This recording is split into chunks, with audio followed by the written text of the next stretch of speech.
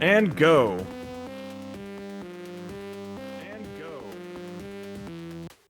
So, for anyone who perhaps did not see it in Twitch chat, Sandbag mentioned that normally this is a 5 lives, 3 credits, but just to keep things a bit spicier, he's going to be doing it with 1 life and 0 credits. That's just how skilled he is at this game. So, welcome to Fatal Rewind. Stage 1 is a pretty straightforward run and gun stage where, I guess if you can call what this mech does running, but it certainly does some gunning. I personally think it looks a little bit like a revolver barrel with a revolver cylinder without the barrel, but that's just what it is. If you think it looks something different, please let us know.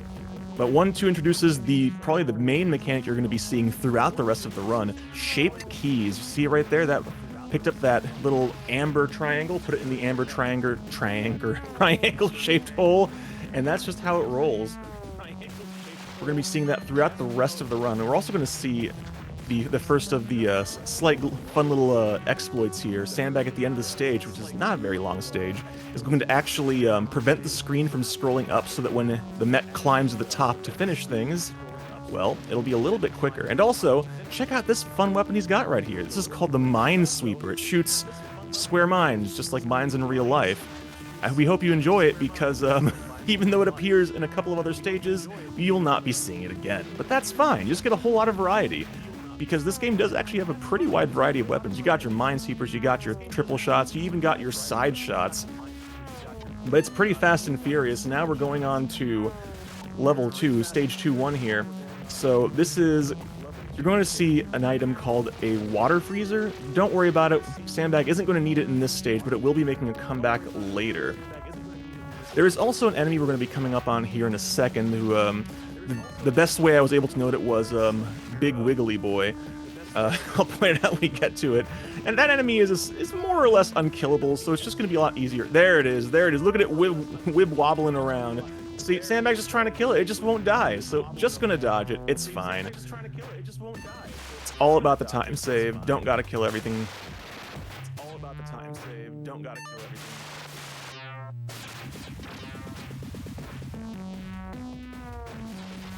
Climbing on up.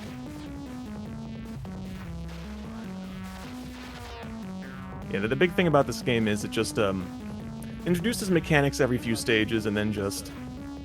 You might see them repeatedly, you might only see it once. It's hard to say. But that said, in case anyone is wondering where the name of this game comes from, Fatal Rewind, it's because of the unusual way in which this game actually handles death. But we'll talk about that in a little bit, because now let's talk about stage 2-2. This one has another new mechanic. See that counter up top? There are 99 diamonds in this stage. And if you collect them all and finish the stage, you go to a bonus stage. But, as you might imagine, going to a bonus stage adds to the playtime, and this is a speed run, so no 99 diamonds today. We're gonna have to make do with fewer than 99 diamonds, but that's alright. And there's also going to be a spot you might notice that Sandbag actually, there's a key door that he does not open, and that's because in this stage there's actually, that last key door is not required to finish the stage. That is only to get a weapon, and he doesn't need it. He's got exactly what he needs, and he picks up anything else he needs along the way, so no sense in taking a detour just for a weapon you don't need. That's not fast.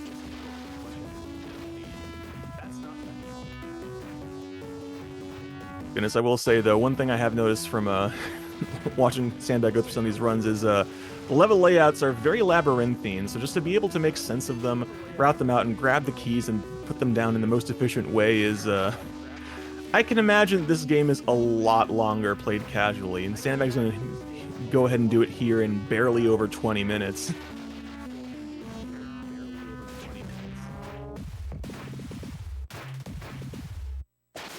Alright. Well, Sandbag's wrapping up the stage. In case, let's go back to that mechanic of Fatal Rewind. It's called that because if you do in fact die, dang it, right at the end of the stage again. Alright. So, I'll talk about it here in a moment, real quick. So, It's called Fatal Rewind because when you actually die, the game will actually play back the stage up to the point where you died, and then you pick up again where that is. It basically rewinds the stage. But it has an additional fun mechanic in that if you actually interrupt that rewind, it'll consume an additional life, but you can start somewhere else. So that's not something we're actually going to be seeing in this any percent, but still, that's a fun little thing to work into it. But anyways, this is stage 3-1. This adds a couple new mechanics. Those green boys right there, they don't really move. They just stand there shooting you. So we take care of the ones that are in the way, and otherwise we just let them do their thing. And also introduces the new mechanics of ropes and switches. You saw Sandbag shooting those yellow buttons on the walls. Those are the switches. Shooting them just to open things up. And there's the ropes. I think they look kind of like chains myself, but if the game says rope, who am I to argue? And this is also a stage where we're going to see Sandbag attempt to do a jump buffer to get a key early, which I think might have already happened. Oh, there it is. So yeah, anytime you see Sandbag go up right up to a ledge, jump straight up, and then do another jump, that's called a jump buffer. It lets him get some real tight, real precise jumps, which you'll be seeing throughout the course of the rest of this game, just to either skip traps or jump over really wide gaps, because you're not really going to see too many of them because Sandbag knows where they are and knows how to avoid them. But in this game, there are a lot of just traps you can trigger on the floor, and some of them just spawn really grotesque enemies, so Sandbag is going to be avoiding them as much as humanly possible.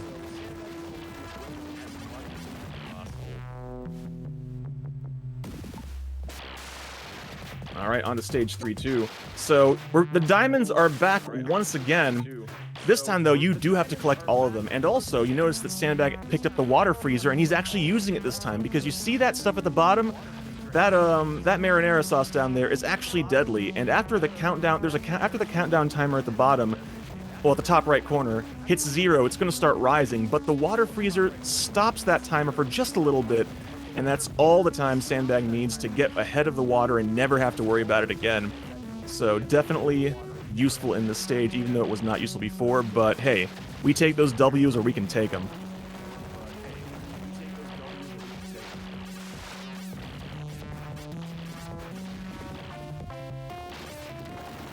Alright, that's pretty much just the stage. So, Melly, if you have anything you'd like to share real quick before... Now's a real good time. Well, we still have plenty of incentives to meet and plenty of bid wars to bid on. We are still over halfway to throwing Rowdy into the deep end, and honestly, we should strive to do that. Agreed. 80 out of 150. Let's throw him into the deep end.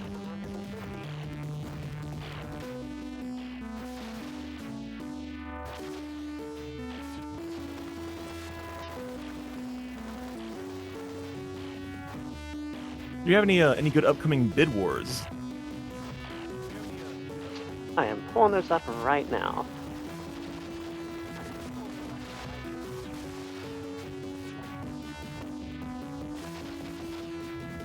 The upcoming bid wars: Chicory, A Colorful Tale, Favorite Food, which is the character name, Tacos still in the lead. Pizza, y'all need to be back in pizza. Laffy Taffy 3D Pyramid Challenge, character choice, Jennifer is still ahead of John. And let's be real, fam, pizza is very versatile and very good. Y'all should donate for pizza. Alright, new tile set means new world. This is level 4-1, so this introduces a new item called the Swapper. Now, the Swapper does pretty much exactly what it says on the tin. If you pick up another item while you're holding the Swapper, well, it swaps. Which sounds pretty worthless, but honestly, it is actually pretty useful, because as it turns out, since you can only carry one key at a time, with the Swapper you can actually drop keys where you want to make it a little bit easier to just put them into the locks quicker. So we're going to be seeing Sandbag take full advantage of that Swapper to optimize his key grabs and key insertions. You know, but you leave the speedrunners to find the most arguably useless items and actually make them useful. That's just how we roll. or spin walk. I'm not entirely sure what to call the walk cycle for this mech. But we're also going to be seeing all sorts of fun things here. We're going to be seeing Sandbag do more buffer jumps, and also, and this is it's actually a bit hard to see because he just does it so smoothly. There are multiple traps that he's going to be actually skipping by either just landing just close, right there. Landed just right in front of the trap but didn't trigger it, and because that man just avoids spawning the deadly skeletons, there's actually some real nasty Rambo skeletons in this stage that the trap spawn that just kind of kill you.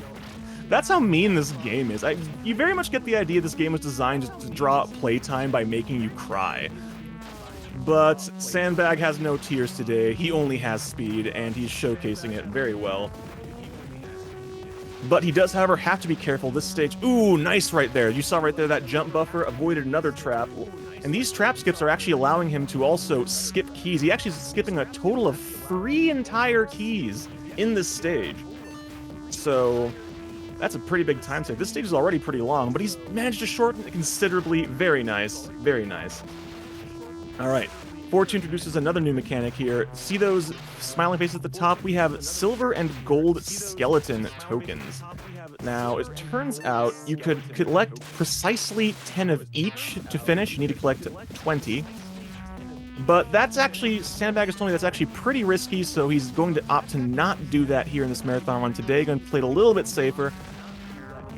Just in large part also because he's playing in Ultimate Challenge mode here with 1 life, no credits.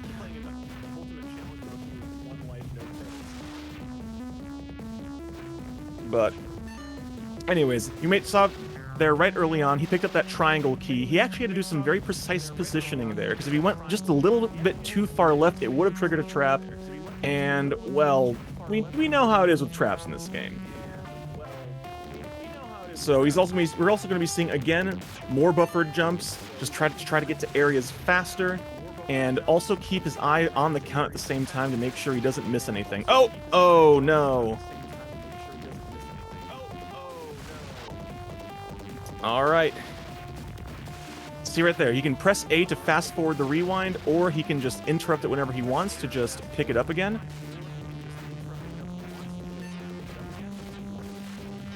So here we go, fast forwarding and get back to where we were. This is that game mechanic at play right there. But anyways, the big thing here is when he gets to the top of the stage, he wants to see 2 silver and 2 gold remaining. So that's going to be the optimum way to go through this.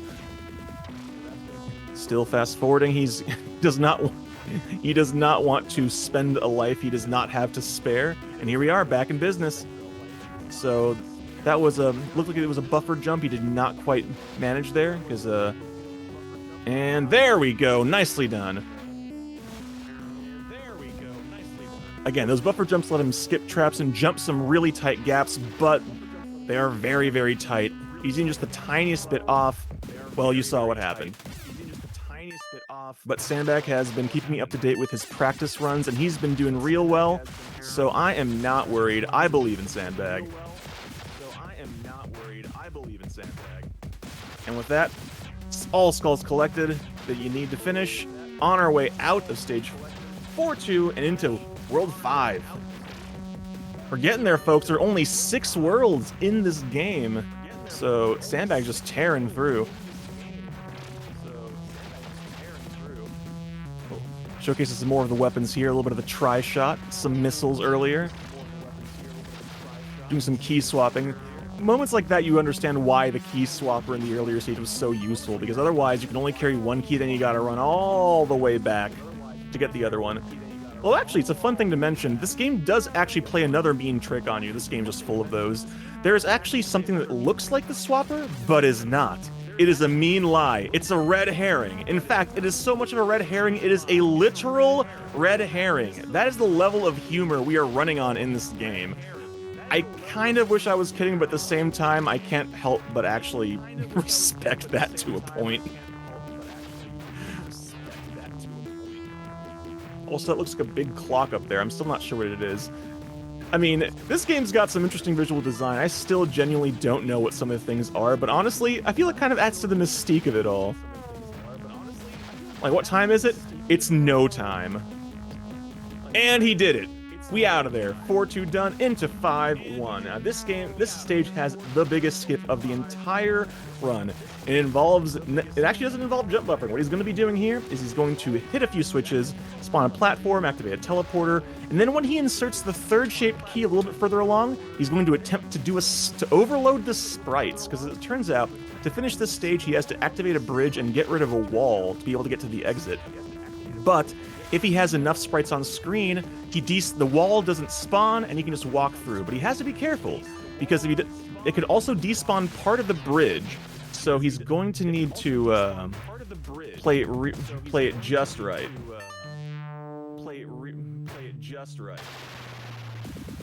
Also, as an added bonus along the way, he manages to skip 2 shaped keys. So we're just, oop, there we go, hitting some switches, passing through some gates.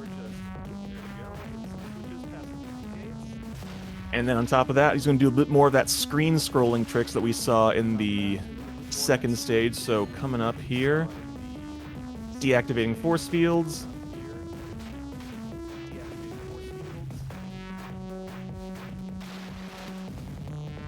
And done. Well done, well done. Didn't despawn the bridge, got that wall to go away, and here we go, into 5-2. So now we have a new gimmick and a new item. There's an item called the Collector that Sandbag's going to grab, and that's going to allow him to, surprise, surprise, collect. Because this stage has letters scattered about. Just letters, like of the alphabet. And the trick in this level is he's trying to take them all to the end of the stage, and then unscramble them into a word. Spoiler alert, the word is Psygnosis, the developer of this game. You might be familiar with them. They're probably most famous for Lemmings, but they did a whole lot of things. But in this case, that sprite overloading that Sandbag used to such great effect in the last stage is very much a danger in this stage, because if he's not careful, the sprite overloading could actually get rid of platforms he needs, or even the letters themselves. And if that happens, well, gotta be careful.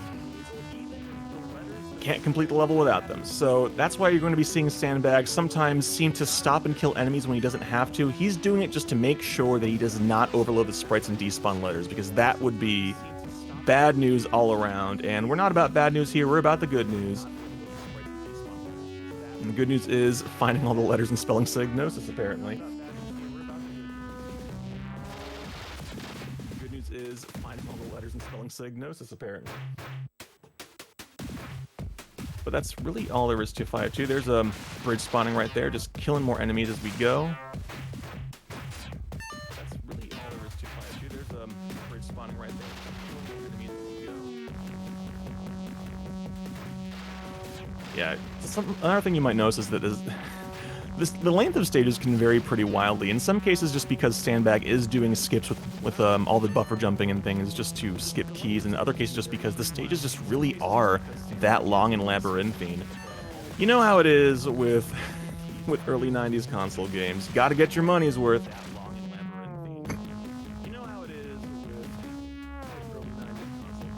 It's also worth noting that this is also a bit of a warm-up, because the next stage is, well, what can I say aside from you'll see soon enough?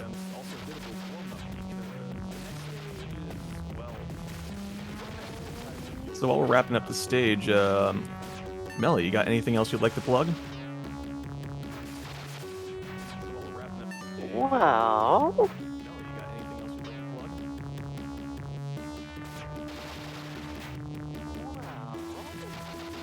we still have several incentives that need met, and we still have several ongoing bid wars. Jennifer versus John, tacos versus pizza. And we still want to get Rowdy thrown into the deep end now, don't we? Of course.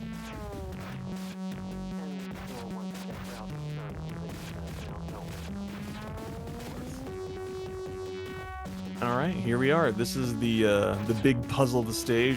Do you know how to spell Psygnosis? Psygnosis? I'm not entirely sure how it's pronounced, but looks like just a little bit more, and there we go. Door opened, stage done. Let's go. Final world, World 6, 6-1. Now this level is a very weird level. So, the biggest thing there are two things of note here. First of all, there's a new weapon called the Laser Bolt with a Z because, in the future, Z's are cooler than S's, I suppose. And now the ropes look like ropes, too, which is great. And, also, there it is, the big foot, which, very Monty Python-esque right there. But, well, that's really just... I guess that's just what you get sometimes.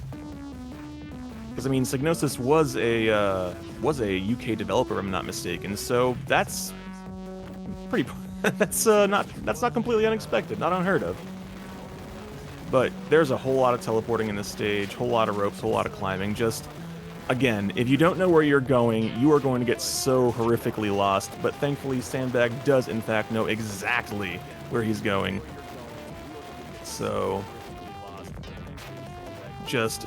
I can't say make short work, but definitely making as quick as possible work of this stage. I guess you could say he's fast-forwarding through it. Yes, I guess you could in fact say that. Oh my goodness. I'm sorry for the psychic damage. It's fine. It's fine. I have some degree of protection against these things.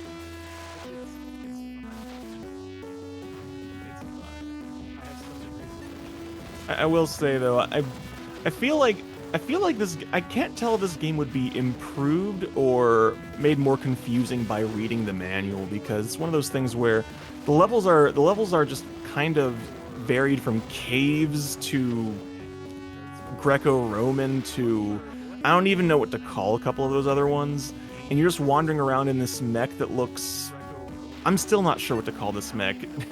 Does anyone know what this mech is supposed to be? It looks a little bit like a bird, but also looks kind of like I said, like a cylinder. But here we go, 6-2. This is the last stage. So first things first, grab the water freezer, activate it immediately, because once again, timer in the top right, freezing it to stop the water from rising any faster than it has to. That is super important. Get that first shape key, and now I'm going to do one last buffer jump to get to reach a key faster. Right here, bam, got it. Easy every time. Get that shaped key, go ahead, drop it in the square hole.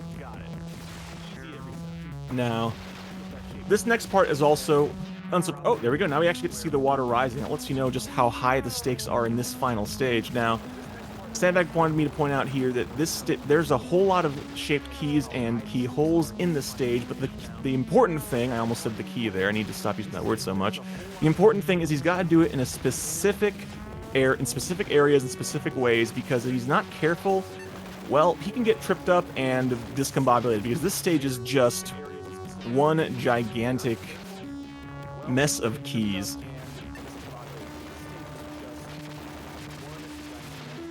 Ooh. Alright, no worries, no worries. This game is just brutal. A little bit of fast forwarding to get back to where things were, and then we'll just be right back on track.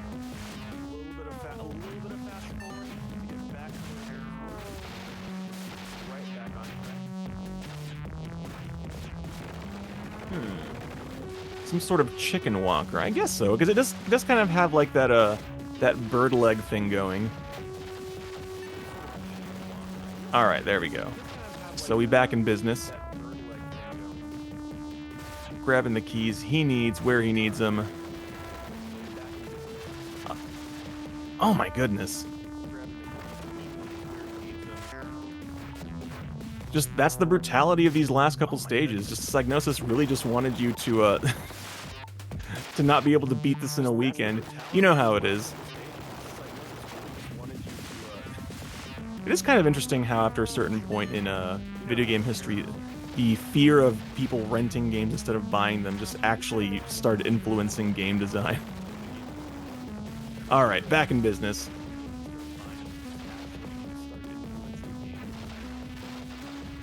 Playing it a little safer here.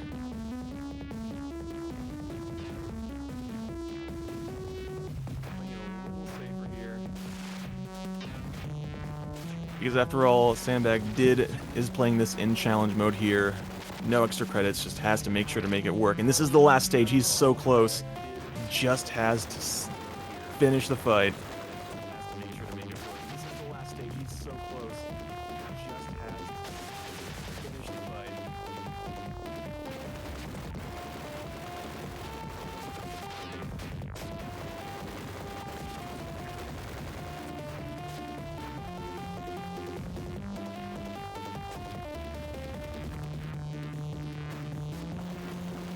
I'm just kind of watching with bated breath at this point.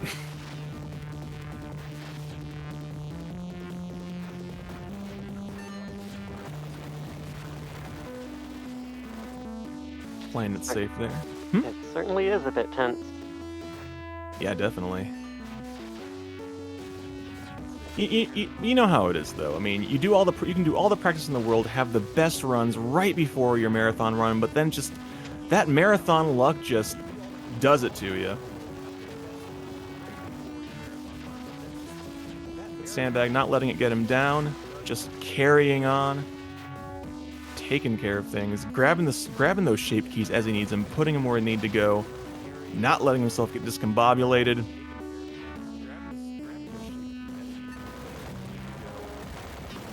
Yeah, this one seems to be going very, very smoothly this time. Health looking good. Just grabbing a little bit of extra health here just to be safe. Grabbing some, getting some triple missiles. Boy, this mech carries a lot of ordnance.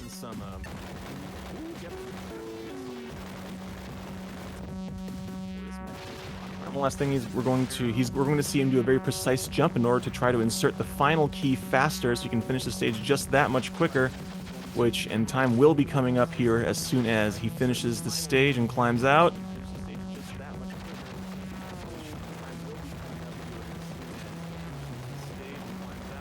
Interestingly enough, this game doesn't really have bosses, in case anyone was wondering. It's really just kind of puzzle platforming. Can we really call it that? I think that's probably the closest thing that I would be able to call this game, like a action puzzle platformer. I don't know. It's certainly an interesting approach. And there's time. That was an emphatic fist pump from Sandbag, finishing things off for us.